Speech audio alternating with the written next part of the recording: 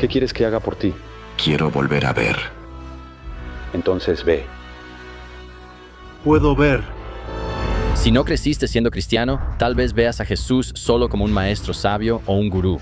Pero déjame decirte, eso no es lo que dice la Biblia. La Biblia lo describe como un hombre que no solo hablaba de Dios, sino que literalmente tomó las leyes de la física y las rompió. Estamos hablando de una persona que caminó sobre un mar embravecido durante un huracán.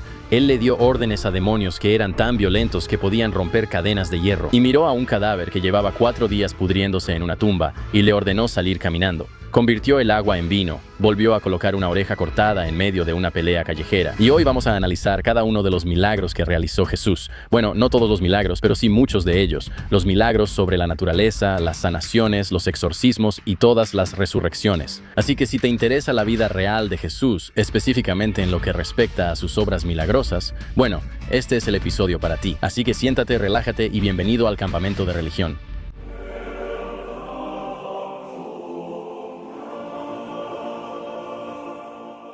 ¿Qué tal, gente? Bienvenidos de nuevo al Campamento de Religión. Mi nombre es Mark Gagnon y gracias por acompañarme en mi tienda donde cada semana exploramos las historias más interesantes, fascinantes y controvertidas de todas las religiones de todos los tiempos para siempre. Sí, este es el lugar al que vengo donde trato de entender en qué cree toda la gente de esta gran y hermosa tierra verde. No me gusta cuando la llaman el planeta azul. Entiendo que es azul, pero en realidad es verde, ¿no? ¿Sí? Mira a tu alrededor. Es verde. Yo no vivo en el espacio. Escuché que el cielo es azul por el agua. La gente dice eso, pero el suelo es verde porque la tierra es verde, y yo vivo sobre lo verde. De todos modos, eso no viene al caso. Está bien, solo quiero saber en qué cree toda la gente de este planeta. Ese es más o menos mi objetivo. Siento que, por un lado, eso me hace una mejor persona. Puedo relacionarme mejor con mis semejantes, ya sabes, los humanos de este planeta, porque entiendo cómo está organizada su vida. Si son personas religiosas practicantes, entiendo las reglas y los rituales que forman parte de su existencia diaria. Y, ya sabes, incluso si alguien no es religioso, simplemente el marco cultural en el que crecieron está impregnado de algo de esa religiosidad que los ha moldeado de alguna manera. Y eso me hace ser un mejor amigo.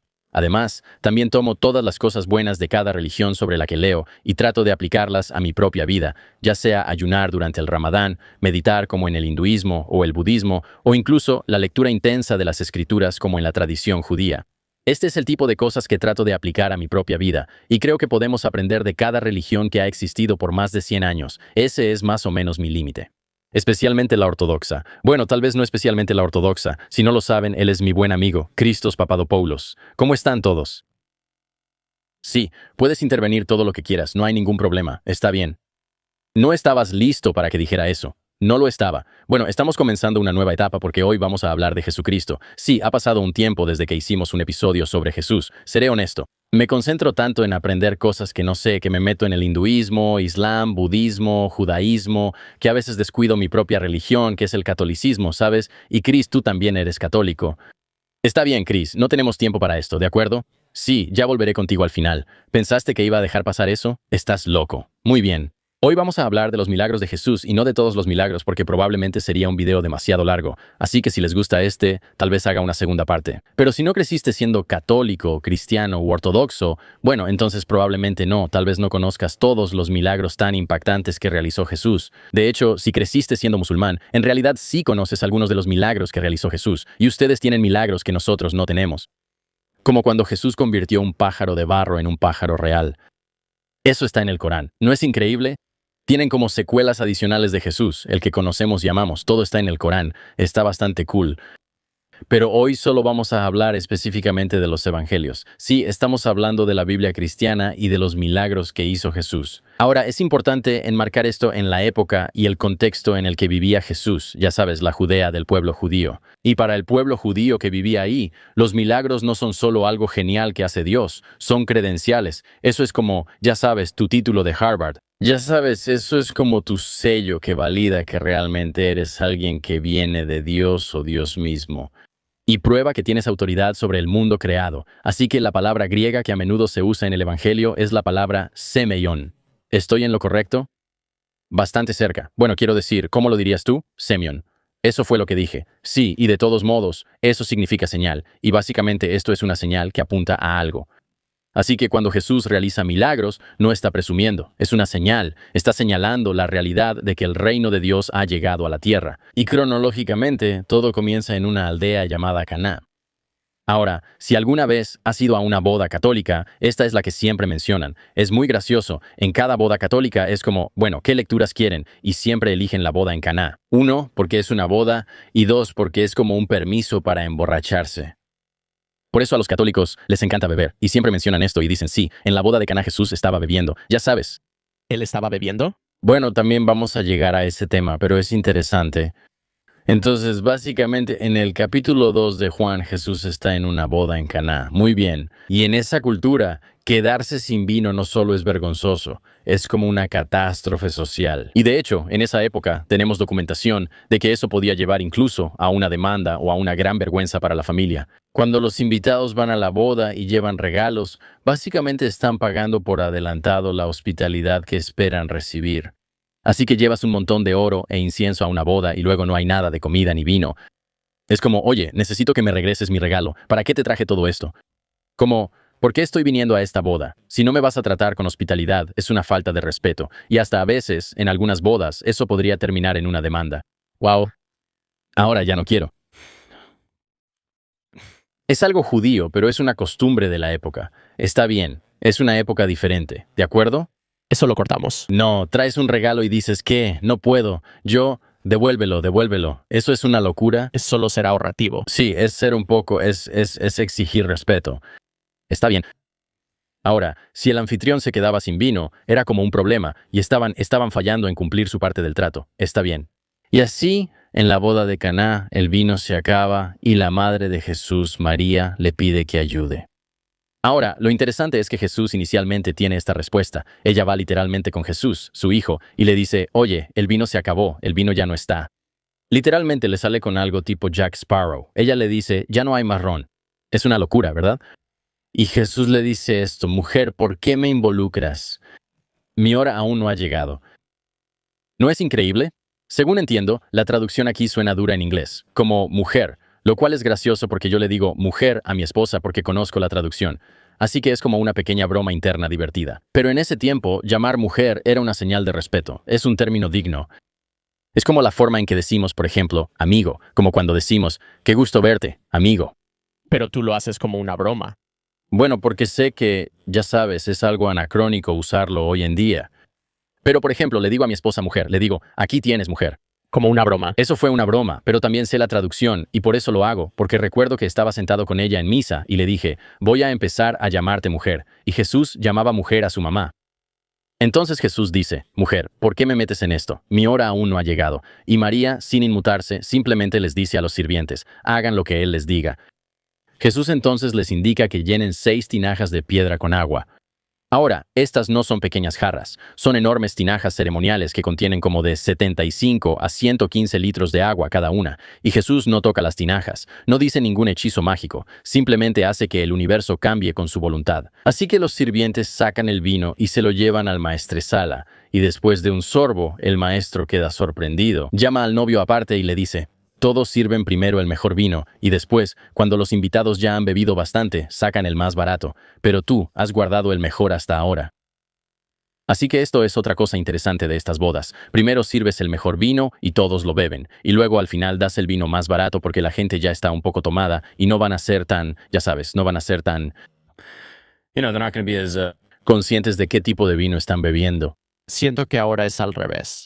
No, ¿a qué te refieres? El vino que simplemente dejan en la mesa siempre es el más barato. ¿En una boda? Sí, no sé. Ni siquiera voy a bodas donde hay vino en la mesa. No debería haber sido más caro. Pero, por ejemplo, tienes una hora de cócteles donde todos reciben buenos cócteles y al final de la noche simplemente dicen, oye, hagamos shots de vodka con soda. Dame el de la casa, ¿sabes? Así que es más o menos lo mismo. Pero esto es muy significativo porque es el mejor vino que han probado en su vida. Y dicen, ¿estás sirviendo esto al final? Nadie hace eso. Así que el maestresala no tenía idea de quién era realmente el responsable. Para él, el novio simplemente hizo una locura en la boda que nadie en la historia del pueblo había hecho jamás.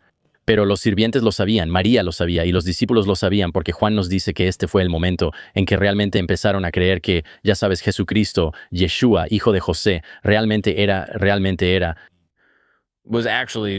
el Señor era en realidad Dios mismo. Y el texto cierra el capítulo diciendo, Jesús reveló su gloria y sus discípulos creyeron en él.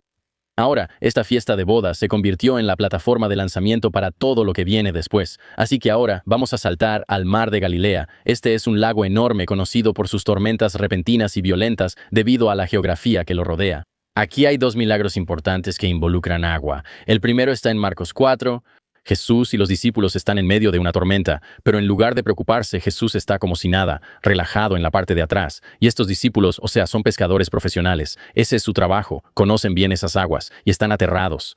Están convencidos de que van a morir. Despiertan a Jesús gritando y él se levanta y le habla al viento y a las olas como si estuviera hablando como si fuera un ser vivo. Y él dice, silencio, cálmense. E instantáneamente la tormenta se calma. El texto dice que los discípulos estaban aterrados, no por la tormenta, sino por Jesús. Preguntaron, ¿quién es este? Hasta el viento y las olas le obedecen. Nadie responde, y el Evangelio simplemente deja la pregunta flotando en el aire porque ese es, en cierto modo, todo el punto. Estos hombres pasaron todos los días con Jesús durante meses hasta este momento, y aún así no comprendían completamente con quién estaban o quién compartía el bote con ellos. Y este momento en que el mar se calma es una respuesta en sí misma, ¿verdad? Me pregunto, o sea, esto es solo como mi teoría, pero me pregunto si cuando ves agua convertirse en vino, tal vez piensas que hubo algún truco. Tal vez haya algún tipo de explicación práctica, ya sabes, como que tal vez sacaron vino de atrás y lo cambiaron, y Jesús coordinó todo esto. O sea, tal vez hay una explicación, pero luego ven esto. Ven este milagro en Galilea y dicen, vimos con nuestros propios ojos que había una tormenta que nos iba a matar, y de repente se detuvo, y ahora es innegable. Y luego, más adelante, en Mateo 14, vemos lo que sucede después. Los discípulos están solos en el bote, luchando contra el viento a las 3 de la mañana. Cuando miran hacia afuera y ven una figura caminando sobre el agua, piensan que están viendo un fantasma y empiezan a gritar, pero no es un fantasma, es Jesucristo. Jesús se identifica y Pedro, en un momento de locura o fe o una mezcla de ambas, le pide caminar con Jesús, le pide que lo deje salir. Y por unos momentos, este ser humano desafía la gravedad y camina sobre el agua para encontrarse con Jesús. Esto era una referencia directa al Antiguo Testamento, donde Job dice que Dios camina sobre las olas del mar. Jesús les estaba mostrando exactamente quién era e invocando un pasaje del Antiguo Testamento. Pero Pedro solo da unos pocos pasos, el viento lo golpea y él mira hacia abajo. Y en el momento en que se enfoca en la tormenta en lugar de en Jesús, comienza a hundirse y grita, «Señor, sálvame». Y Jesús inmediatamente extiende la mano, lo agarra y lo levanta. Los dos caminan juntos de regreso al barco. Y en el momento en que suben al barco, el viento se calma. Los discípulos en el barco caen de rodillas y dicen, «En verdad, tú eres el Hijo de Dios». Es la primera vez en el Evangelio de Mateo que lo llaman así en voz alta. Y es muy interesante cómo hay tantas alusiones al Antiguo Testamento que Cristo realmente, ya sabes, a través de sus acciones y sus palabras, está cumpliendo muchas de las promesas del Antiguo Testamento. Ahora, estos milagros de los que hemos hablado hasta ahora, caminar sobre el agua, convertir el agua en vino, ya sabes, calmar los mares, son geniales, ya sabes, son milagrosos, por decirlo menos. Pero la mayoría de los milagros de Jesús fueron de sanación. Y creo que mucha gente no se da cuenta de eso. Fueron muchos exorcismos y muchas sanaciones. Y es curioso hoy en día porque mucha gente ve el cristianismo y ve cosas como El Exorcista o todo esto que sale de la Iglesia Católica sobre exorcismos. Pero, o sea, esos eran muchos de los milagros de Jesús. Y creo que la gente ve los exorcismos como algo que ya no sucede. Eso es una tontería. Mira la vida de Jesús. Él está haciendo exorcismos todo el tiempo, pero también está curando a las personas y sus heridas. Así que en el mundo antiguo, si estabas enfermo, especialmente con enfermedades de la piel como la lepra, eras considerado impuro. Si tocabas a un leproso, no hacías que el leproso se sintiera mejor. El leproso te enfermaba a ti.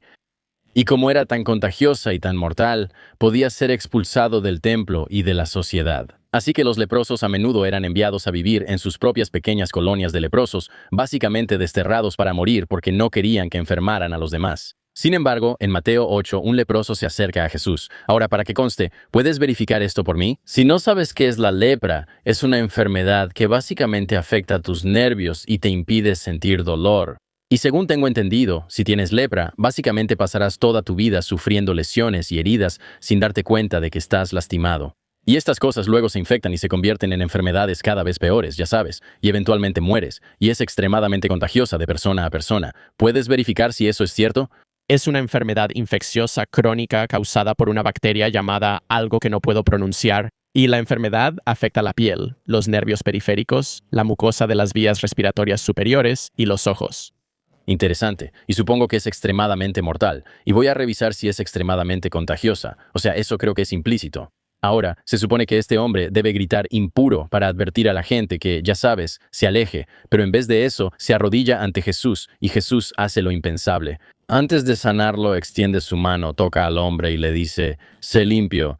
Y en lugar de que la enfermedad infectara a Jesús, la santidad de Jesús infectó al hombre y la lepra desapareció en ese mismo instante. Y luego Jesús le dice que guarde silencio sobre esto y que vaya a mostrarse al sacerdote, porque bajo la ley de Moisés, solo un sacerdote podía declarar oficialmente limpio a un leproso y permitirle regresar a la sociedad. Y ese detalle es muy importante porque Jesús no solo estaba sanando su piel, literalmente le estaba devolviendo toda su vida, su familia, sus hijos, su trabajo, su capacidad de entrar al templo, su relación con Dios sin que la gente, ya sabes, se asustara y saliera corriendo. Pero ese no es el único milagro de sanidad que realizó Jesús. En el capítulo 2 de Marcos, Jesús está en una casa en Capernaum y está tan llena que nadie puede entrar. Sin embargo, 4 hombres están cargando a su amigo paralítico en una especie de camilla para venir a ver a este Mesías tan aclamado, pero hay un problema, no pueden entrar por la puerta porque está demasiado lleno. Entonces, ¿qué hacen? Suben al techo y literalmente empiezan a cavar entre el barro y bajan a su amigo justo enfrente de Jesús, lo cual, déjenme decir, son buenos amigos. O sea, esos sí son los compas. ¿Saben a lo que me refiero? Es como decir, oye, nuestro amigo está enfermo. Él está paralítico y hay un tipo que puede ayudarlo. Vamos a hacer todo lo posible para ponerlo frente a él. O sea, mis respetos para ellos. Jesús ve su fe y le dice, hijo, tus pecados te son perdonados. Ahora, obviamente, esto es un gran tabú, considerando que las autoridades de la época creían que Jesús no era más que un tipo común y corriente. Los líderes religiosos que estaban presentes en la casa empezaron a alterarse y a cuestionar su autoridad diciendo, ¿quién puede perdonar pecados sino solo Dios? Entonces, Jesús suelta una bomba. Él dice, ¿qué es más fácil decir tus pecados son perdonados o decir levántate y anda? Y entonces el hombre que había estado paralizado se levanta, toma la camilla en la que estaba acostado y sale de la casa delante de todos. Marcos dice que la multitud estaba tan asombrada que empezaron a decir, nunca hemos visto algo así. Ahora, curiosamente, justo después de que esto sucede, Jesús decide salir de la ciudad e ir al mar de Galilea para seguir predicando. Pero antes de salir de la ciudad, pasa junto a los recaudadores de impuestos y ve a los recaudadores de impuestos parados en su puesto, donde ve a un joven llamado Leví, también conocido como Mateo. Y Jesús le dice, sígueme. Y Leví básicamente se levanta, deja su trabajo y se convierte en uno de los autores más famosos del Evangelio, y ese es Mateo. Ahora, este es solo un pequeño punto interesante para resaltar al observar el ministerio de Jesús, porque que Jesús le pidiera a Mateo que lo siguiera causó una gran controversia. En el mundo antiguo, los recaudadores de impuestos eran básicamente las peores personas. Eran como pecadores profesionales, podrías pensar, ¿verdad? Eran típicamente, ya sabes, hombres judíos del pueblo que trabajaban para las autoridades romanas y eran vistos como traidores a su nación, a sus, ya sabes, compatriotas judíos, y eran vistos como ladrones que cobraban de más a sus vecinos. Y muchas veces, los recaudadores de impuestos iban y decían, oye, tus impuestos son, ya sabes, $100, pero en realidad sus impuestos eran $50 y ellos se quedaban con el resto. Pero como tenían la autoridad de Roma, ya sabes, podían actuar con impunidad. Y por eso, este es exactamente el tipo de persona que no escogerías para un movimiento religioso. Pero, ya sabes, Jesús ve lo bueno incluso en las personas que nosotros consideramos que tienen las ocupaciones más, ya sabes, aborrecibles o detestables en la sociedad. Ahora, en este punto, prácticamente toda la ciudad está consciente de que Jesús está realizando estos milagros, y podemos ver claramente que Él sabe cómo atraer a la multitud. Pero una persona entre la multitud está a punto de que su vida cambie para siempre. El Evangelio cuenta la historia de un líder de la sinagoga llamado Jairo, cuya hija está muriendo, así que él acude a Jesús en busca de ayuda. Y mientras Jesús va caminando hacia la sinagoga, una multitud enorme lo sigue, y dentro de esa multitud hay una mujer que, según el texto, ha estado enferma durante 12 años. Está en la ruina, o sea, no tiene dinero porque probablemente lo gastó, ya sabes, en doctores, y peor aún, según la ley judía, su condición la hacía impura. Así que si ella toca a alguien, lo vuelve impuro. Y, ya sabes, probablemente ni siquiera se suponía que debía estar en esa multitud, ¿verdad? Así que a pesar de esto, la mujer se detiene y piensa, si tan solo puedo tocar su ropa, seré sanada. Así que ella lucha entre la multitud y extiende la mano y roza el borde del manto de Jesús, e inmediatamente su dolor se detiene. Pero entonces, Jesús se detiene en seco y pregunta, ¿quién me tocó? Sus discípulos lo miran como si estuviera loco. Dicen algo como, ya sabes, Jesús, esto es como un concierto lleno de gente, todos te están tocando. Pero Jesús sabe la diferencia entre un empujón y un toque de fe. Y la mujer, aterrorizada porque piensa que está a punto de ser, ya sabes, golpeada por haber dejado impuro al hombre más santo de la zona, cae al suelo y confiesa todo. Pero en vez de gritarle, Jesús la llama hija. Es la única vez en toda la Biblia que usa ese término específico para una mujer y le dice, hija, tu fe te ha sanado. Vete en paz. Quiero decir, aquí está una mujer que ha pasado toda su vida siendo una marginada, pero al llamarla hija, Jesús la está acogiendo específicamente en su familia. Le está diciendo, no eres una marginada. De hecho, eres parte de mi comunidad. Eres parte de mi círculo. Y volveremos a Quirós en un segundo y a su hija porque esa historia en realidad aún no ha terminado. Pero es interesante, creo que en realidad hay algunas referencias más a esto, pero específicamente como tocar la tela o tocar la ropa que Jesús lleva puesta, como si transmitiera algún tipo de poder milagroso. Y que con fe, así como, ya sabes, el acto de demostrar esa fe a través de tu comportamiento, esta mujer fue sanada, que muchas veces es la razón por la que los católicos tienen reliquias en la iglesia. Que vemos a personas muy santas o al propio Cristo y las cosas que Cristo ha tocado con nuestra fe, así como nuestras obras. Como dice en el libro de Santiago, la fe y las obras juntas se combinarán y de hecho tendrán propiedades curativas y una especie de componentes milagrosos. Él tiene el toque mágico. Sí, exactamente. Ustedes tienen reliquias en la iglesia ortodoxa. Sí, todo tipo de reliquias, ¿verdad? Íconos, reliquias por montones, todo el tiempo. Sí, ya veo. No somos tan diferentes, tú y yo. Ahora, uno de los milagros más famosos que realizó Jesús es que sana a los ciegos todo el tiempo. Hay un caso increíble en el capítulo 8 de Marcos, en Betsaida, donde la sanación en realidad ocurre por etapas. Así que suena un poco loco, pero Jesús básicamente escupe en los ojos del hombre y luego lo toca. Pero cuando le pregunta si puede ver, el hombre parpadea y dice, veo personas, pero parecen árboles caminando. Entonces Jesús toca sus ojos por segunda vez, y luego su visión se vuelve perfectamente nítida. Jesús lo envía directamente a su casa y luego le dice que ni siquiera regrese a la aldea, probablemente para evitar que las multitudes se amontonen alrededor. Y lo interesante de este milagro es que es uno de los únicos milagros en 2 etapas en la Biblia. Se supone que refleja el hecho de que la obra de Dios a veces es gradual y no instantánea, y que no debes perder la esperanza. Que, ya sabes, si estás lidiando con algo en tu propia vida personal o incluso una enfermedad, estas cosas pueden suceder por etapas, y que no es simplemente como, bueno, recé por algo y no pasó, así que es una tontería. Es como, no, estas cosas pueden suceder en etapas. Pero la curación de ciego más controversial es la que aparece en Juan capítulo 9. Hay un hombre que ha sido ciego de nacimiento. Y los discípulos hacen una pregunta muy teológica. Ellos dicen, ¿quién pecó, este hombre o sus padres, para que haya nacido ciego? Ahora, nota la implicación aquí. Parece que, ya sabes, están insinuando que el hombre fue castigado por algún tipo de pecado, ya sea su propio pecado o el pecado de sus padres. Pero Jesús rechaza por completo esta premisa. Él dice que esto sucedió para que las obras de Dios se manifiesten en él. Luego, Jesús hace algo un poco extraño. Escupe en el suelo, luego hace lodo con la saliva y después lo pone en los ojos del hombre. Luego le dice que vaya a lavarse en el estanque de Siloé, y cuando el hombre regresa, puede ver. Y lo interesante es que el estanque todavía existe hasta el día de hoy. Bastante loco, ¿verdad? Ahora, esto obviamente provoca una gran investigación. Tienes a un tipo ciego que ahora puede ver. Ha estado ciego todo el tiempo y ahora está bien. Así que los fariseos empiezan a interrogar al tipo y a sus padres y luego vuelven con el tipo. Y los fariseos, para que conste, no tengo la definición técnica, pero son como las personas religiosas muy escrupulosas que siguen la ley al pie de la letra en esa época.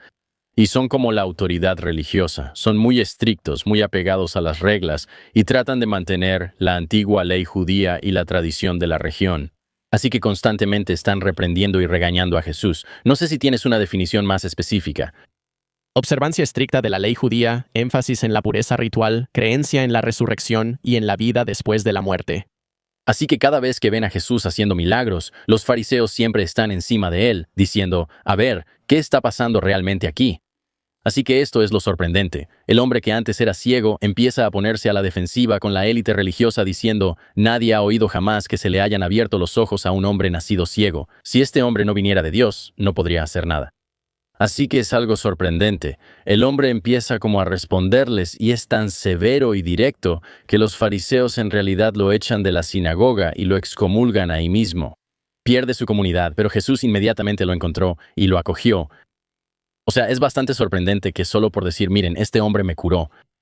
¿Qué quieres que diga? O sea, nadie. Esto nunca había pasado antes en la historia. Si este hombre realmente puede curar a los ciegos, debe venir de Dios. No sé qué quieres que haga. Y el fariseo dijo, fuera. Ahora, vamos a entrar en algunas de las cosas buenas, como mencionaba antes, exorcismos. La Biblia presenta al mundo como un lugar lleno de guerra espiritual. Ya sabes, hay fuerzas del mal constantemente, ya sabes, manifestándose en nuestra realidad cotidiana. Pero cuando aparece Jesús, los demonios normalmente reaccionan con algún tipo de miedo. El encuentro más famoso es el del endemoniado de Gerasa. Y casi de inmediato, un hombre que vivía en las tumbas sale corriendo a su encuentro, y el tipo está en muy mal estado. El texto dice que la gente había intentado encadenarlo, pero él rompía las cadenas y andaba corriendo desnudo, gritando y cortándose con piedras. Pero cuando ve a Jesús, un demonio habla a través de él y dice: «¿Qué quieres conmigo, Jesús, Hijo del Dios Altísimo? Por Dios, no me tortures». Entonces Jesús le pregunta su nombre, pero el demonio no responde con un solo nombre. Dice: «Mi nombre es Legión, porque somos muchos». Ahora, una conexión interesante aquí que los estudiosos de la Biblia han analizado es que la legión romana, cuando hablas de legiones de soldados, la legión romana es una unidad o una cantidad de soldados, y eso es aproximadamente 6,000. Así que, ya sea que literalmente hubiera 6,000 demonios o solo un tipo hablando en nombre de todos los demonios, el punto es claro. O sea, el hombre era prácticamente una encarnación andante del mal. E incluso si logras deshacerte de un demonio, podría haber otro justo ahí. Prepárate para, ya sabes, volver a entrar. Ahora, según la versión de Lucas de la historia, los demonios suplicaron no ser enviados a un lugar que ellos llaman el abismo, que es lo que asumimos que es como el infierno, o algún tipo de, ya sabes, como una prisión espiritual para demonios o algo así. Pero curiosamente, la versión de Marcos dice que suplicaron no ser enviados fuera del país. Sin embargo, en ambas historias, el demonio pidió una alternativa: ser enviado a una manada de cerdos cercana, y curiosamente Jesús concede este permiso. Y los demonios salen del hombre y entran en los cerdos, y en un instante, esos 2,000 cerdos se lanzan colina abajo y luego se ahogan en el mar. Los lugareños que presenciaron esto salen y ven al hombre que solía ser un monstruo, ahora sentado ahí, curado.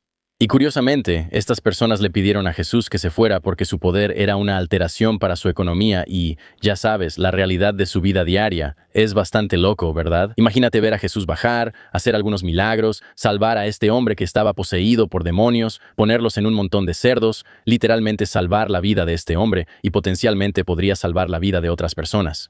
Y la gente ahí está como: «Oye, ya bájale, hermano, estás haciendo demasiado, amigo, tienes que calmarte». Es algo loco, ¿no? Estamos hablando de Jesús, amigo, este es Jesucristo. Ahora, Jesús simplemente hace lo que le piden y se prepara para irse, pero cuando está subiendo al bote, la historia da un giro. El hombre que había estado poseído corre hacia él y le suplica que lo deje ir con él. Y curiosamente Jesús se niega y le da una orden específica. Él le dice: «Ve a tu casa, con los tuyos, y cuéntales cuánto ha hecho el Señor por ti y cómo ha tenido misericordia de ti».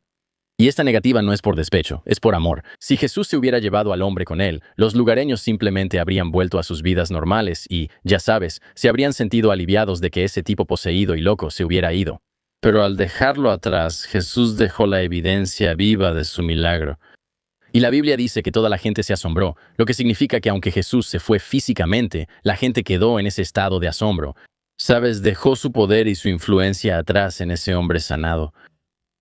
Lo cual creo que tal vez es una buena lección para nosotros. Si sabes, Cristo ha hecho algo en tu vida, tu deber no es, ya sabes, simplemente irte. Y, ya sabes, como cuando los discípulos están en la cima de la montaña, cuando están con Jesús, dicen algo como: «¿No podemos quedarnos aquí para siempre?». ¿Cómo? ¿Por qué necesitamos salir al encuentro de la gente? ¿Por qué necesitamos ir a hacer proselitismo? Y Jesús dice: «Oye, ese es nuestro deber. Sabes, tienes que salir y compartir la buena nueva». Y así deja a este hombre ahí para que sea un testimonio viviente de lo que ha hecho y de su divinidad. Y también hay otros milagros de exorcismo, como cuando Jesús expulsó 7 demonios de María Magdalena y cuando expulsó un demonio de un niño mudo porque los discípulos no pudieron hacerlo, diciéndoles después: «Este tipo», refiriéndose a ese demonio específico, «solo puede salir con oración». Pero hay demasiados milagros para un solo episodio, así que veremos eso en otro episodio. Sin embargo, en cada caso, Jesús no usa conjuros, rituales ni hechizos. Él ordena y el reino espiritual le obedece, lo cual creo que es una distinción importante, porque no está haciendo magia. Él simplemente está ejerciendo su voluntad divina sobre la realidad. Ahora, cada autor de los evangelios tiene sus propias historias que cuentan, pero hay un milagro que está registrado en los 4 evangelios, y ese es la multiplicación de los panes y los peces. Y tiene mucha credibilidad porque aparece en cada evangelio, y aparentemente se hizo frente a una multitud de al menos 5,000 personas. Así va la historia. Jesús está enseñando a una multitud enorme en un lugar remoto y ya se está haciendo bastante tarde, y los discípulos quieren mandar a todos a casa para que busquen comida. Pero Jesús los mira y les dice, denles ustedes de comer. Luego encuentran a un niño que tiene, ya sabes, unos panes, 5 para ser exactos, y 2 pescados pequeños. Ahora, ¿qué estamos haciendo, verdad? 5,000 hombres reunidos. Sabes, y este es el asunto, cuando dicen la multiplicación de los panes y los peces por las leyes antiguas y la forma en que la gente veía la sociedad, esto solo cuenta a 5,000 hombres. Esto no cuenta a mujeres y niños, lo que podría ser hasta como 15,000 o 20,000. Estamos hablando de una multitud, como una arena llena de gente caminando y escuchando a Jesús. Así que tienen que alimentar a toda esta multitud, y solo tienen, ya sabes, un poco de pan y unos pescados. Pero Jesús toma la comida, mira al cielo, da gracias y parte los panes.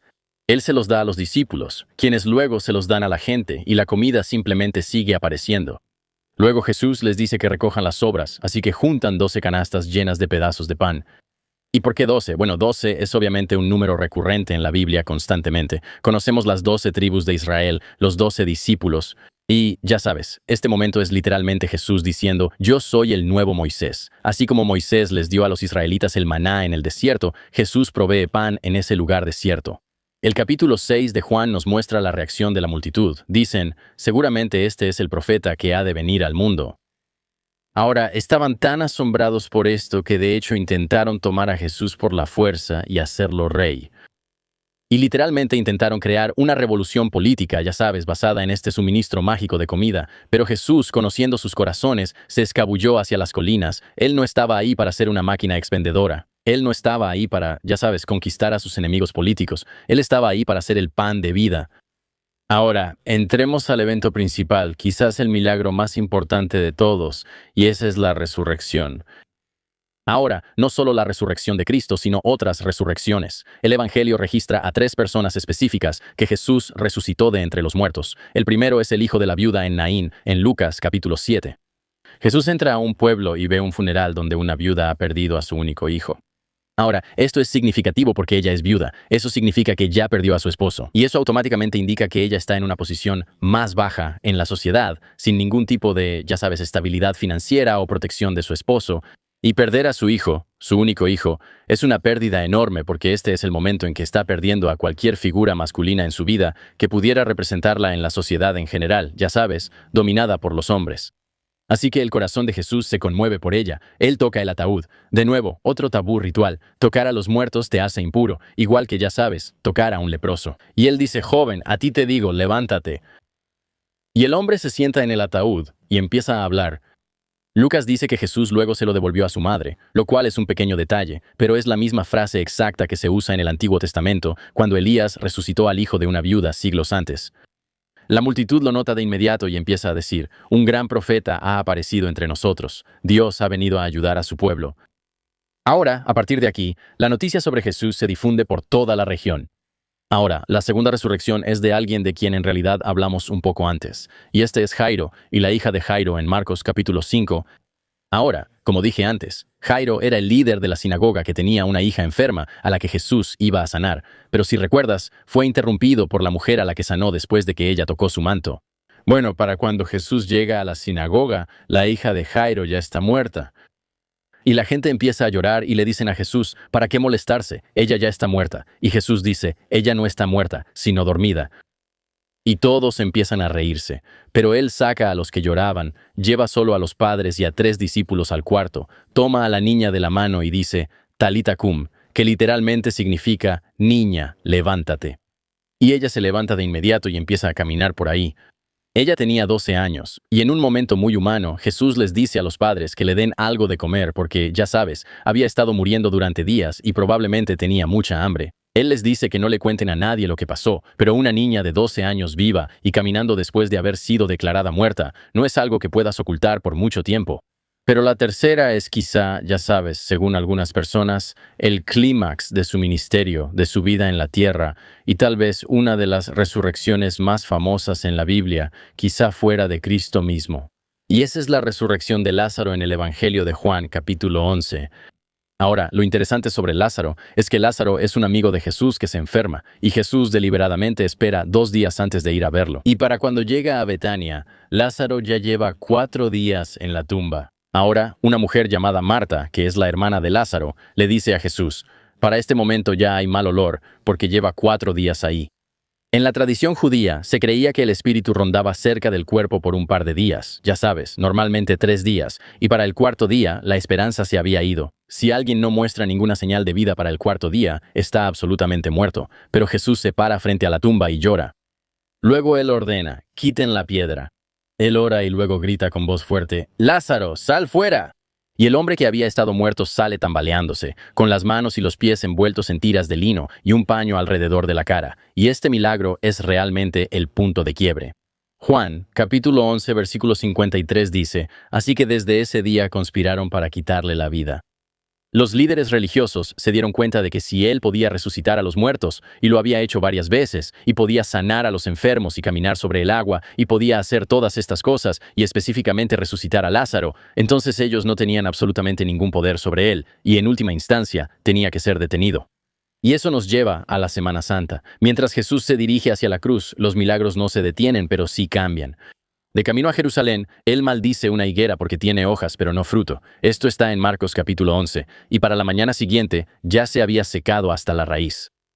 Es interesante, no sé si alguna vez has escuchado el monólogo de Louis C.K. sobre esto. Es muy gracioso, no es hilarante, pero es un milagro interesante porque es el único milagro destructivo que realiza Jesús. Pero es una metáfora sobre el templo en Jerusalén, que parecía religioso por fuera, pero no tenía fruto espiritual. Y es como el símbolo de él maldiciendo a estas personas que dicen proclamar el nombre de Dios, pero no viven de acuerdo con lo que Dios desea para la humanidad.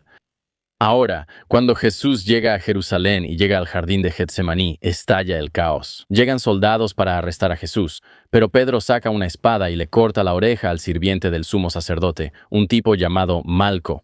Y en el capítulo 22 de Lucas, él realmente registra la respuesta. Jesús dice, «Basta de esto», y toca la oreja del hombre y lo sana.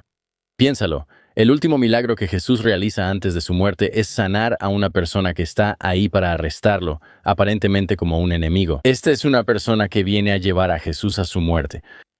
Y Jesús aún así muestra compasión y sana al hombre, y es el ejemplo máximo de, ya sabes, amar a tus enemigos.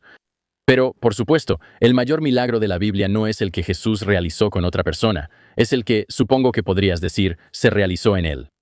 Y esa es la resurrección de Jesús. Así que después de ser brutalmente torturado, crucificado, atravesado con una lanza, ya sabes, un saludo a Longino y la lanza del destino si quieres investigar eso. Creo que hicimos un episodio completo sobre Longino. Sí.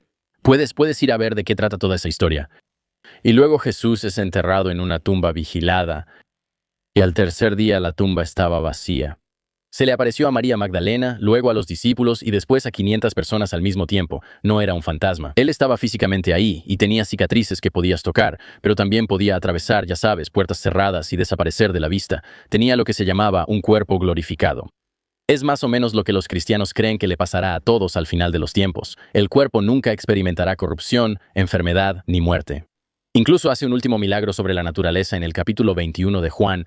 Y esta es la enorme pesca de 153 peces, recreando el momento en que, ya sabes, llamó por primera vez a sus discípulos.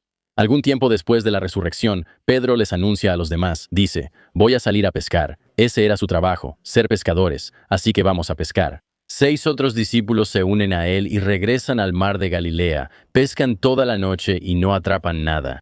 Pero temprano en la mañana, un desconocido está de pie en la orilla, aunque ellos aún no reconocen que es Jesús, y él les grita preguntando si tienen pescado, y ellos responden gritando, «No, nada». Y él les dice, «Tiren la red al lado derecho de la barca y encontrarán algo».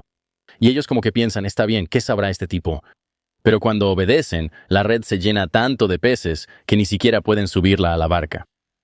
Juan, al darse cuenta del patrón, le dice de inmediato a Pedro, «Mira, amigo, es el Señor». Y Pedro se lanza al agua y nada hacia la orilla. Cuando arrastran la red, cuentan exactamente 153 peces grandes. Sin embargo, sorprendentemente, la red no se rompe. Y este último milagro cerró el círculo de todo el viaje. Les recordó, ya sabes, les recordó que su éxito nunca dependería de su propio esfuerzo, sino de su obediencia y fe en Dios. Otra cosa interesante aquí es el número 153. Matemáticamente, 153 es un número triangular. Un número triangular es básicamente, ya sabes, la cantidad de números necesarios para formar un triángulo. Así que 3 es un número triangular porque literalmente tienes 1 en la parte superior, 2 en la parte inferior y 3 forman un triángulo. 6 es un número triangular. Tienes 3 en la parte inferior, luego 2 y luego 1. Eso es 6. Y 153 es un número triangular perfecto, lo que significa que podrías formar un triángulo perfecto. Tienes una imagen en pantalla que puede explicar esto mejor.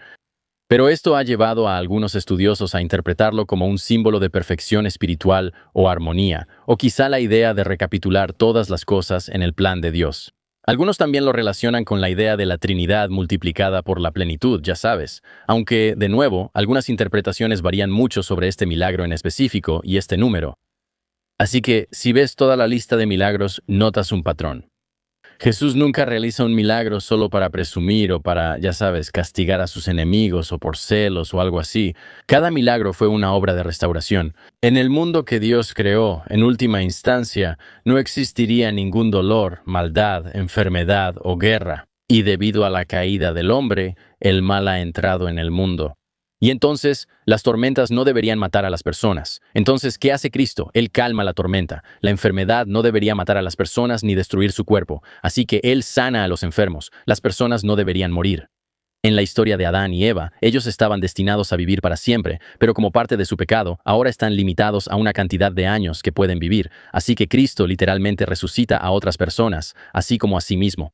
Los demonios no deberían poseer a los seres humanos, así que Él los expulsa. Así que, desde el vino de la boda en Caná hasta la tumba vacía en Jerusalén, estos son algunos de los milagros más famosos que Jesucristo ha realizado. Y quizás solo para terminar, aquí hay una gran cita del gran escritor cristiano que, creo, tuvo una conversión en su lecho de muerte al cristianismo o al catolicismo, que quede constancia. Y ese es C.S. Lewis. Y él dice: un hombre que solo fuera un hombre y dijera las cosas que dijo Jesús, no sería un gran maestro moral. O sería un lunático, o sería el mismo diablo del infierno. Debes tomar tu decisión. O este hombre fue y es el Hijo de Dios, o bien un loco o algo peor. Puedes tomarlo por un tonto, puedes escupirle y matarlo como a un demonio, o puedes postrarte a sus pies y llamarlo Señor y Dios. Pero no vengamos con ninguna tontería condescendiente sobre que Él fue un gran maestro humano. Él no nos dejó esa opción. No era su intención. C.S. Lewis. Y ese es el resumen de algunos de los milagros más significativos que Cristo realiza en los evangelios de la Biblia. Quiero decir, esto me emociona mucho. Seré honesto, ya había escuchado todos estos antes, pero ha pasado un tiempo desde que realmente, ya sabes, los volví a leer una y otra vez. Y quizá debería tomarme más tiempo para leer mi propia Biblia, ya sabes. Pero me han gustado algunas de las resurrecciones, como pequeños detalles, y como muchos, como pequeños guiños al Antiguo Testamento, que, ya sabes, Él le está hablando a un pueblo que tiene, ya sabes, un entendimiento muy profundo de las Escrituras antiguas. Ya sabes, la Biblia hebrea, la Septuaginta y, ya sabes, la Torá en general. Y Él puede simplemente invocar estas líneas y recurrir a ellas para comunicarse de inmediato con la gente que lo rodea. Es como, estoy haciendo esto y lo hago porque soy el Hijo de Dios. Y estoy invocando esto del Antiguo Testamento que ustedes ya conocen por los profetas que vinieron antes que yo, ya sabes, como invocando a Elías o a Job o cosas así. Y no sé, creo que las historias son tan hermosas y de alguna manera, ya sabes, me inspiran un poco a tratar de ser una mejor persona a mi manera. Ya sabes, tratar de no ser un árbol que no da fruto y tratar de ser un árbol que, de alguna manera, impacte al mundo de manera positiva. Me hace feliz, ¿sabes? ¿Alguna de estas nunca la habías escuchado antes? De hecho, nunca había escuchado sobre ninguna de las resurrecciones aparte de la suya propia. Ya sabes, Lázaro. ¿Nunca has oído hablar de Lázaro? No soy un tipo religioso. Cristos, he hecho un pésimo trabajo de proselitismo. Pero también para los escépticos, incluso si la mitad de esto es cierto, sigue siendo increíble. Si una es cierta, ¿sabes? Como si una... ¿Quién sabe? Tal vez estaba haciendo un montón de trucos de magia y solo mintiendo, y toda esta gente lo estaba encubriendo, ya sabes, miles y miles de personas en su ministerio que él vio. Y, ya sabes, su resurrección fue vista por 5,000 personas. Y, ya sabes, multiplica panes y peces. Y, ya sabes, resucita a personas de entre los muertos y cura la vista de la gente. Y cientos y miles de personas están presentes en cada uno de estos milagros. Y tal vez todos estén mintiendo. Y tal vez todo sea, ya sabes, un gran engaño. Tal vez él sea un gran estafador, ya sabes. O incluso si no estaban completamente muertos y solo estaban muy enfermos y eso los hizo mejorar. Sigue siendo genial. O tal vez él es el Hijo de Dios. No lo sé. Vayan a la iglesia, chicos. Es domingo. Muchas gracias por sintonizar otro episodio de Campamento Religioso. De verdad, que Dios los bendiga. Este programa ha impactado profundamente mi vida. Debo decir que desde que tuve un hijo me he vuelto mucho más religioso. Fui criado muy católico, pero desde que tuve un hijo y como que, ya sabes, he estado reflexionando sobre la naturaleza de la eternidad y, ya sabes, sobre cómo es realmente una vida moral buena. Eso me ha hecho reconsiderar muchas cosas y me ha acercado más a mi fe. Y lo he hecho mucho en este programa, y lo he hecho mucho en compañía de ustedes a través de los comentarios y, ya saben, de sus propias perspectivas religiosas. Y el catolicismo es lo que amo, pero al final del día realmente creo que sea como sea tu relación con Dios, solo te imploro que sigas creciendo en ella porque ha sido extremadamente fructífera y beneficiosa para mí en mi propia vida, ya sabes, en la forma en que se vive, en mi caso. Tal vez para ti se vea diferente, pero de verdad espero que, si nada más, busques la verdad. Pero bueno, muchas gracias. Por cierto, tengo excelentes noticias. Voy a salir de gira, Mark Gagnon en vivo. Puedes conseguir boletos ahora mismo. Al final del año voy a visitar un montón de ciudades. También estoy de gira con Schultz, así que estaré en Salt Lake City. No, eso ya pasó. Hace un par de días. Pero estaré con Schultz en varias otras fechas de la gira si quieren ir a ver eso. Andrew Schultz. También tenemos History Camp. Si eres fanático de la historia y te gustan los análisis profundos sobre Napoleón Bonaparte, Benjamin Franklin, las cruzadas y todo lo que ha pasado en la historia, bueno, History Camp es para ti. Si te gustan los análisis profundos y locos sobre lo que está pasando ahora mismo, ya sea conspiraciones, temas místicos, misterios ocultos que nunca se han resuelto, o incluso simplemente sentarte con una persona realmente interesante que sabe más del mundo que yo, que es la mayoría de la gente, puedes echarle un vistazo a Camp Gagnon. También tenemos una sociedad secreta y está en patreon.com Camp Gagnon. Y básicamente todos los días vas a tener un contenido nuevo para disfrutar, ya sea un episodio extra o uno de nuestros episodios regulares que vas a recibir sin ninguna interrupción de anuncios. O tal vez sea, ya sabes, una de nuestras llamadas mensuales por Zoom que hacemos con todos los campistas, donde me conecto con la buena gente y veo en qué anda cada quien. Vas a recibir todo eso por, ya sabes, una cuota de iniciación bastante considerable, que es el sacrificio de una taza de café cada mes. Así es, una taza de café. Eso es todo lo que te va a costar entrar a la sociedad secreta. Puedes checarlo en patreon.com Camp Gagnon. Nos vemos el próximo domingo. Que Dios los bendiga. Muchas gracias y que la paz esté con ustedes. Adiós.